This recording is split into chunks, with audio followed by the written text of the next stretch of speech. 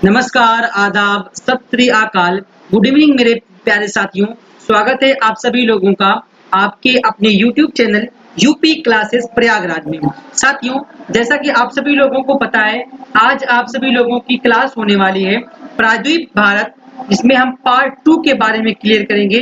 और आज हम पढ़ने वाले हैं, कल की क्लास में तो हमने पढ़ा था प्रायद्वीपीय भारत अर्थात इंडियन पेनिनसुला, इसमें हमने ये डिस्कस किया था अरावली माउंटेन के बारे में, और हमने डिस्कस किया था पश्चिमी घाट के बारे में, वेस्टर्न घाट।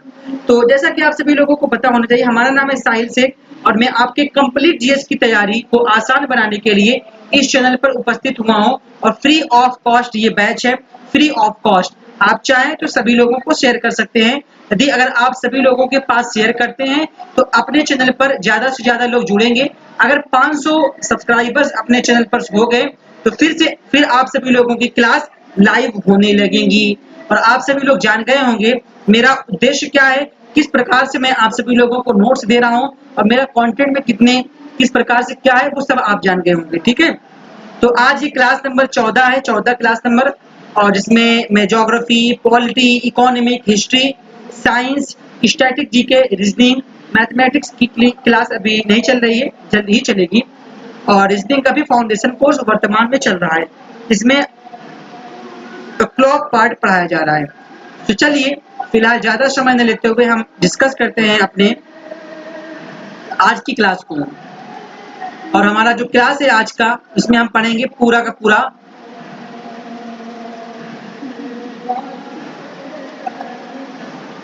हेडिंग बनाइए यहाँ पर, पूर्वी घाटी।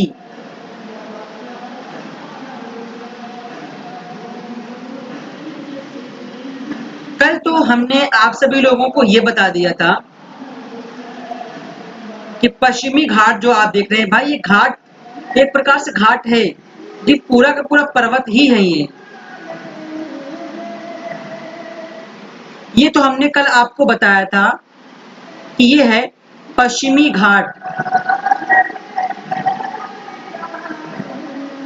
पश्चिमी घाट, और ये जो पश्चिमी घाट आप देख रहे हैं, ये पेनिनसुला इंडिया के ही तो पार्ट है, प्रायद्वीप भारत। अब प्रायद्वीप क्या होता है, एक मोटे रूप में जान लीजिए, मोटे शब्दों में, कि तीन तरफ से जल से घिरा हुआ एक भूभाग, उसे हम बोलते हैं प्रायद्वीप। तो प्रायद्वीप भारत में ये, क्योंकि ये तीन तरफ से जल से घिरा हुआ है, यहाँ पर अरब सागर, भारत के पूर्व में बंगाल की खाड़ी, भारत के दक्षिण में हिंद महासागर, तो तीन तरफ से जल से घिरा हुआ है, तो इसलिए इसे हम बोलते हैं प्रायद्वीप। ठीक है, चलिए, ये तो हमने कल पूरा का पूरा पढ़ लिया था पश्चिमी घाट को, और आज हम पढ़ने वाले हैं पूर्वी घाट। अब पूर्वी घाट कहां पर है, ये देखना, पूरा इस प्रकार से फैला हुआ है। ठीक है, यह है पूर्वी घाट। अब ये पूर्वी घाट हो गया, तो इसी के बारे में तो हमको पूरा का पूरा आज पढ़ना है। पहले समझो भाई कि हम पढ़ने वाले हैं तो उसका लोकेशन कहां पर है। ठीक है, तो पूर्वी घाट के बारे में हम पढ़ने वाले हैं, तो यहां से आप सभी लोग हेडिंग बना लीजिए, पूर्वी घाट। चलिए हम देखते हैं पूर्वी घाट के बारे में। सबसे पहले कुछ बेसिक जानकारी मैं कह सकता हूं, इस घाट, ठीक है, मैं कह सकता हूं इसका विस्तार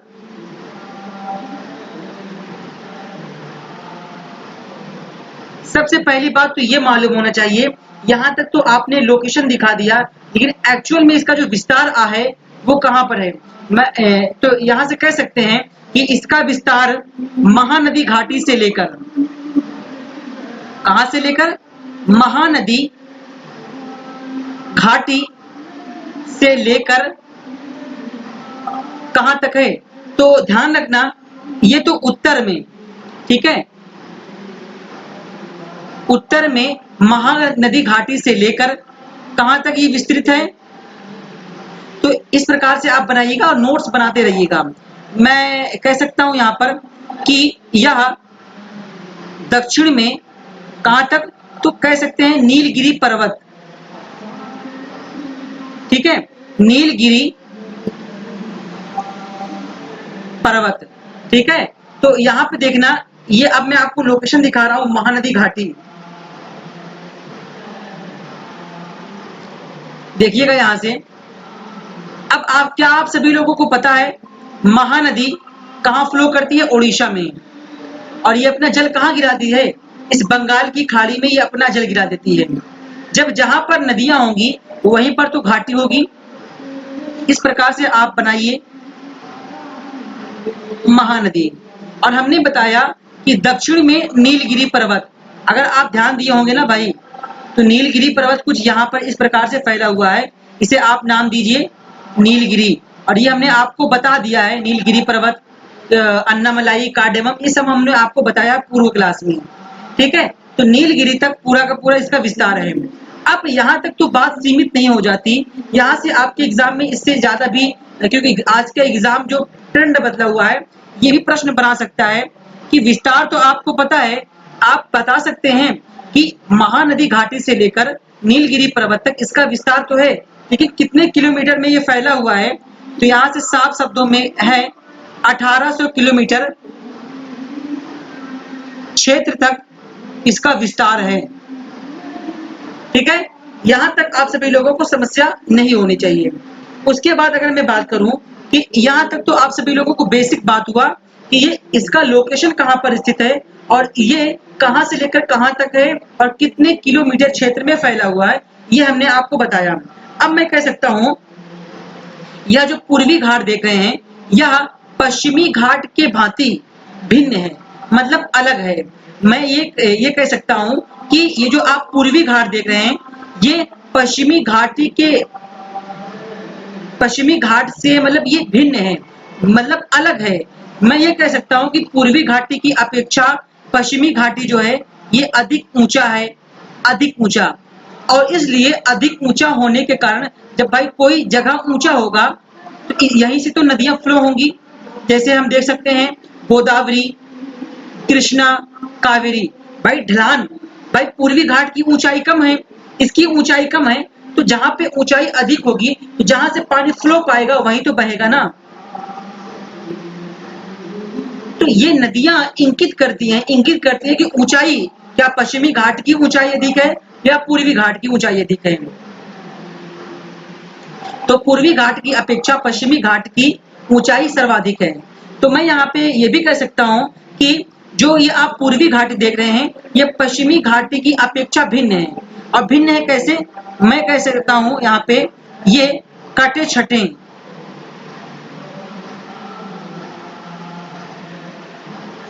छटे पहाड़ियां के रूप हैं।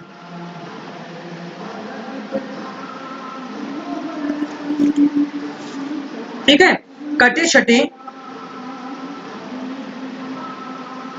पहाड़, यानी इसका जो आकार वगैरह है ये कटे छटे प्रकार की है। ठीक है, ये कहना चाह रहा है ये। ठीक है, ये बात तो हो गई। अब मैं कह सकता हूँ इसी पूर्व घाटी में, तो मैं यहाँ पे कह रहा हूँ कि इस पूर्वी घाटी में कुछ प्रमुख पहाड़ियां हैं।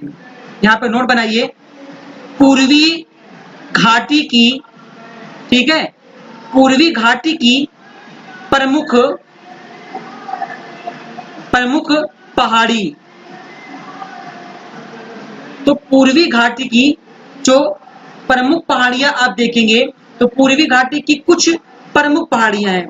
मतलब साफ ये है कि इन्हीं पूर्वी घाट में कुछ पर्वत वगैरह हैं जिनको जानना हमारे लिए इम्पोर्टेंट है, एग्जाम के पॉइंट ऑफ व्यू भी इम्पोर्टेंट है।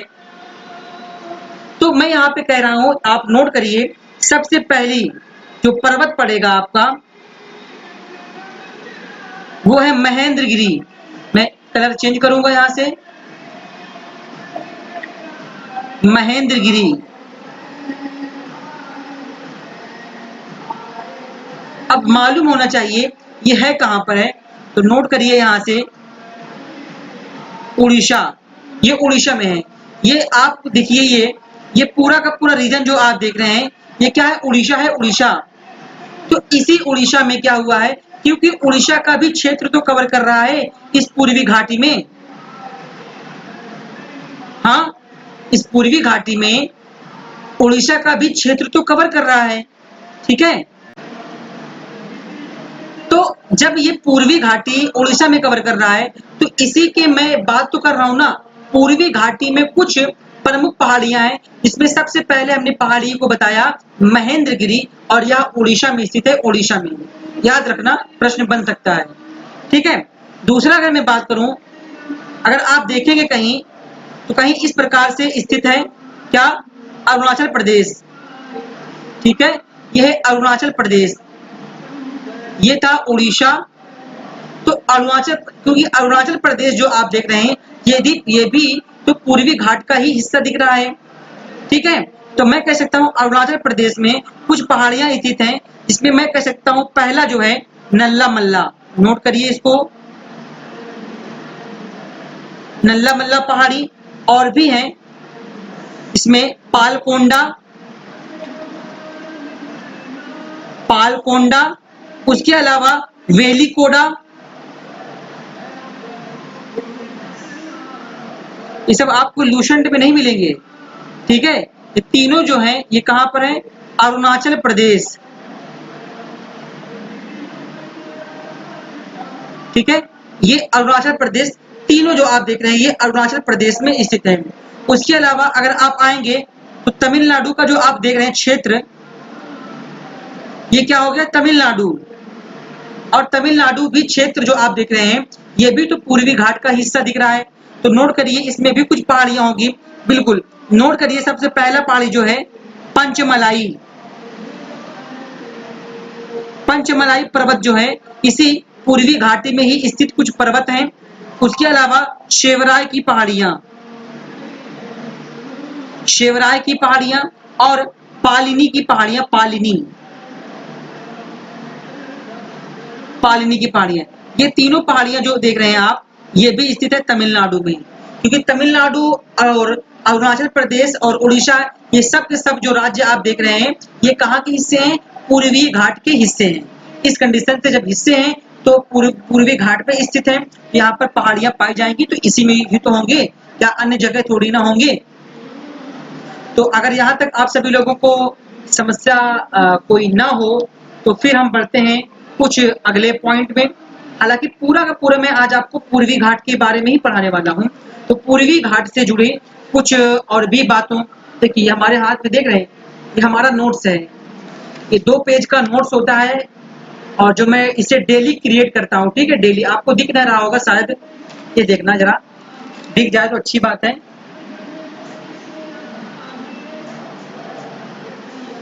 ठीक है, ये हमारे नोट्स हैं और ये डेली 2 पेज में जिस प्रकार से मैं कंटेंट पढ़ा हूँ और वही कंटेंट मैं आपको अवेलेबल कराने का पूरा प्रयास कर रहा हूँ। ठीक है, तो चलिए कुछ हम पूर्वी घाट के बारे में कुछ और भी बातों को जानते हैं।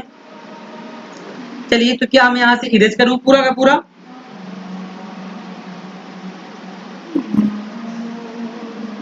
देखिएगा यहाँ से कुछ और भी बेसिक बातें। सबसे पहले मैं ये बताऊं कि जो पूर्वी घाट आज आप देख रहे हैं, फिर से मैं बनाऊंगा यहाँ पर। ठीक है, क्या है ये पूर्वी घाट ही तो है ना, ये पूर्वी घाट है। नाम डालिए यहाँ पर पूर्वी घाट। अब क्या बता रहे हैं इसके बारे में आप वो बताइए। मैं कह रहा हूं कि यहाँ पर अगर आप देखेंगे तो प्रायद्वीप पठार है, प्रायद्वीप पठार। ये सारे क्या है? प्रायद्वीपीय पठार हैं। और प्रायद्वीपीय पठार के ये पूर्व में ही तो पड़ रहा है पूर्वी घाट, और इसके पश्चिम में क्या पड़ रहा, अभी हमने आपको पढ़ा के रखा है पश्चिमी घाट के बारे में। तो यहाँ से मैं साफ शब्दों में कह सकता हूँ, यहाँ पर प्रायद्वीपीय पठार में अभी मैं आपको पढ़ाऊंगा, जैसे मालवा का पठार हो गया, बुंदेलखंड का पठार हो गया। ठीक है, ये सारे पठारों को मैं पढ़ाऊंगा। इसके जस्ट आने वाली जो क्लास होंगी हमारे, वो पठारों के बारे में ही होंगे, वो भी प्रायद्वीपीय भारत के पठार। ठीक है, तो यहाँ देखिए मैं कह सकता हूँ पूर्वी घाट प्रायद्वीपीय पठार की, मैं कह रहा हूँ यहाँ से साफ शब्दों में कि प्रायद्वीपीय पठार, पठार के, ठीक है, प्रायद्वीपीय पठार के पूर्वी भाग में पूर्वी भाग में पूर्वी घाट स्थित है। और भी जुड़े इससे पॉइंट, चलिए हम जानते हैं, कलर को चेंज करते हैं अब यहाँ से हम। सुनिए मेरी बात, मैं कह रहा हूं कि पूर्वी घाट तो आप कह रहे हैं, जिस प्रकार से आपने ये बताया था कि इस पूरे पश्चिमी घाट को आपने नाम दिया था सह्याद्री, इसको आपने 16 डिग्री उत्तरी अक्षांश से जो गोवा से गुजरती है इससे आपने डिवाइड किया था, और जब डिवाइड किया दो भागों में बढ़ गया, तो इस सह्याद्री को आपने नाम दिया उत्तरी सह्याद्री और दक्षिणी सह्याद्री। तो क्या आप इसका भी नाम दे सकते हैं? बिल्कुल, मैं कह रहा हूं कि जो आप देख रहे हैं पूर्वी घाटी, इस पूर्वी घाटी को हम नाम देंगे पूर्वाद्री। ठीक है, पूर्वाद्री श्रेणी। पूर्वाद्री श्रेणी तमिलनाडु और कर्नाटक की सीमा पर स्थित नीलगिरी पर्वत में पश्चिमी घाट से मिल जाती है। साफ शब्दों में मैं ये कहूं कि जो पूर्वी घाटी है जिसे हम पूर्वाद्री श्रेणी कह रहे हैं, यह तमिलनाडु और कर्नाटक के पास या कर्नाटक की सीमा के पास नीलगिरी पर्वत में, इसको उतारना भाई, यही तो बेसिक बातें हैं। नीलगिरी पर्वत में पश्चिमी घाट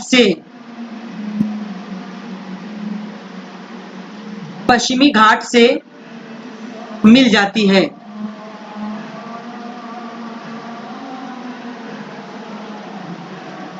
अब इस पॉइंट को जो मैंने लिखा है यहां से समझो तो पहले, मिला के दिखाइए ना आप।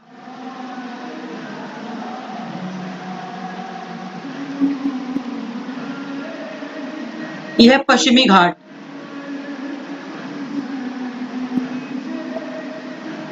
ये पॉइंट कह रहा है कि जो पूर्वी घाट है इसको आपने अभी नाम दिया पूर्वाद्री श्रेणी।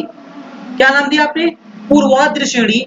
और आपने ये कहा कि यह पूर्वी घाट तमिलनाडु और कर्नाटक के पास, तमिलनाडु का क्षेत्र ये हो गया, ठीक है, और कर्नाटक का यहां से यहां तक केरला, और कर्नाटक का क्षेत्र ये हो गया। तो इसी के पास में एक पर्वत श्रृंखला है, और उस पर्वत श्रृंखला का नाम क्या है? नीलगिरी। इसमें हमने आपको बताया था एन मान लीजिए इसको नीलगिरी। तो नीलगिरी पर्वत के पास या जो पूर्वी घाट आप देख रहे हैं, या पूर्वी घाट नीलगिरी पर्वत के पास किससे मिल जाता है? तो यहाँ पर ये पश्चिमी घाट से मिल जाता है। तो प्रश्न यहाँ से बन सकते हैं कि पूर्वी घाट पश्चिमी घाट से कहां पर मिलता है? तो ध्यान रखना है आपको, वह नीलगिरी पर्वत के पास पूर्वी घाट पश्चिमी घाट से मिल जाता है। ठीक है, चलिए इससे जुड़ी कुछ और भी बातों को हम जानते हैं। अगर हम कहें कि जिस प्रकार से आपने ये बताया था कि पश्चिमी घाट के कुछ सर्वोच्च शिखर के बारे में आपने बताया था, क्या पूर्वी घाट में भी कुछ सर्वोच्च शिखर हैं? तो हम कहेंगे जी हाँ, वो हम चल रहे हैं आपको बताने। तो मैं यहाँ पे कह रहा हूं साफ शब्दों में,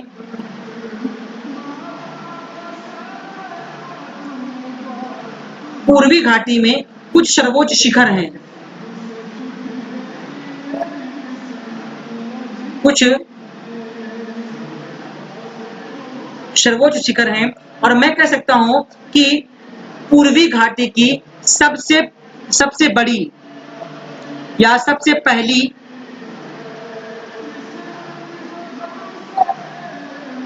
जो सर्वोच्च शिखर है उसका नाम क्या है? उसका नाम नोट करिए,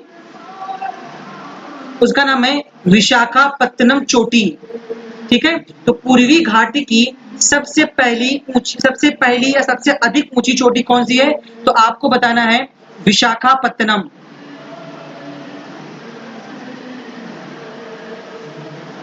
कितना मीटर है?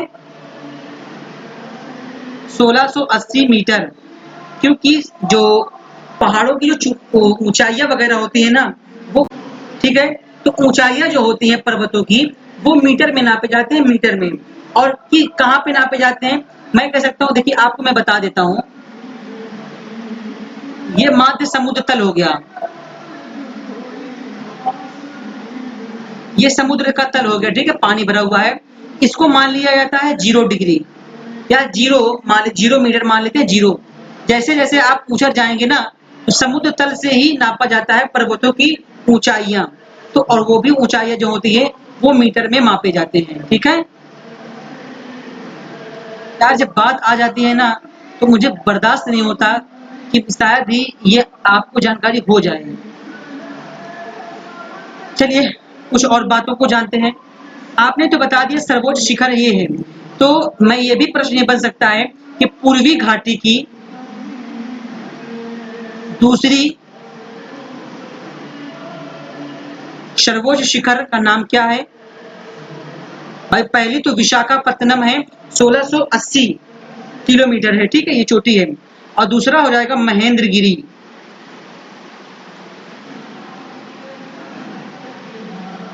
महेंद्रगिरी।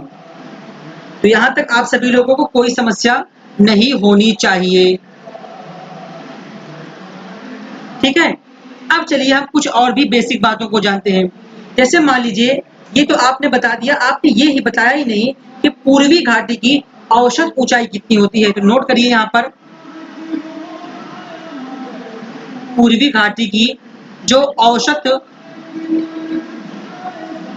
ऊंचाई होती है, तो पूर्वी घाट की औसत ऊंचाई 900 से लेकर 1100 मीटर होती है। मतलब कि इनकी जो औसत ऊंचाई होती है, औसत ऊंचाई तो 900 से लेकर 1100 मीटर तक होती है, ठीक है। हाँ, अब मैं कह सकता हूँ इनका औसत ऊंचाई जो है 900 से लेकर 1100 मीटर तक है, जो जिनका विस्तार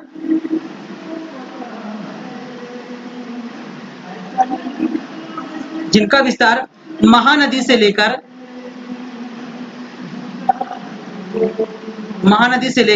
नीलगिरी तक,